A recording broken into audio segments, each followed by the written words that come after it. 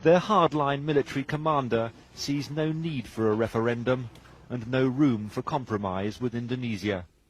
Sebenarnya tentang dialog Gus Dur dengan bangsa Aceh tidak mungkin terjadi. Karena semua bangsa Aceh sudah tahu, tak ada gunanya berdialog dengan si pembohong. Apa yang dikatakan semua adalah kata-kata dusta. Dia katakan tentara ditarik dari Aceh. Aceh jangan lagi dibantai oleh TNI, tapi mereka mengirim tentara ke Aceh untuk membantai bangsa kami Aceh. Yet a meeting with these rebels is not altogether convincing. They're not difficult to find. Their hardline bravado seems a little unreal. Their background murky. We left their hideout and drove back towards the provincial capital. On our way we passed through a series of eerily deserted villages. The story we discovered here, underlining that whatever misgivings we had about the rebels, the distrust of Indonesia among Aceh's brutalized people is very real.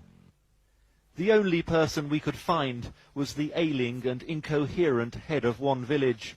He said the soldiers had been 2 days earlier. Jam 11 malam masuk orang itu 300 lagi, seluruhnya dikeliling semua. And he directed us to a mosque in a nearby town.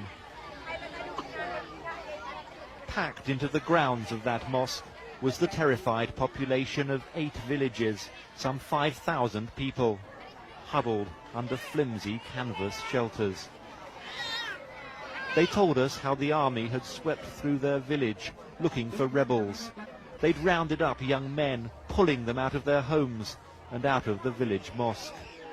Alangan awak-awak kamu, awak-awak agam kamu, linto-linto kamu, iparita batu menji ipoh dong. 28 rohnya ipoh gidong-gidong lewatnya. Masuk adik-adik lom.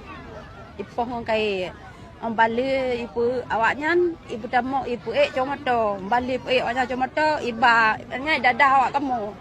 Dadah kamu kayaknya pukul. Main itu luar masjid juga. The men were eventually released, and we found them, bruised and battered, hiding in a nearby Islamic school.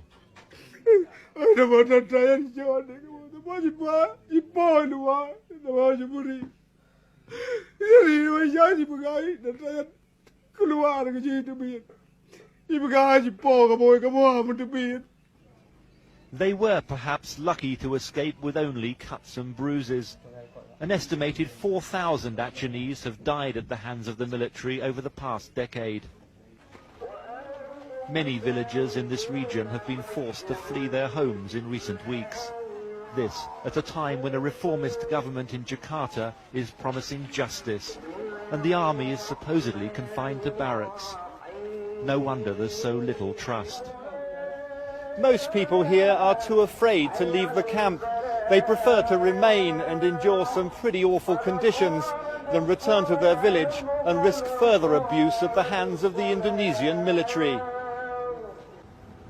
The man recently installed as army chief in Aceh acknowledges there have been abuses in the past by errant soldiers. The problem now, he says, is that the politicians are unreasonably restraining his men. He claims anarchy and lawlessness are gripping the province, and told us his men need to be more, not less aggressive. Memang kita sangat perlukan sekarang. Pertama alasannya bahwa memang akibat adanya senjata yang dipegang oleh mereka gitu, memungkinkan untuk melakukan intimidasi teror secara efektif. Dia mau dialog siapapun nggak mau. Padahal dia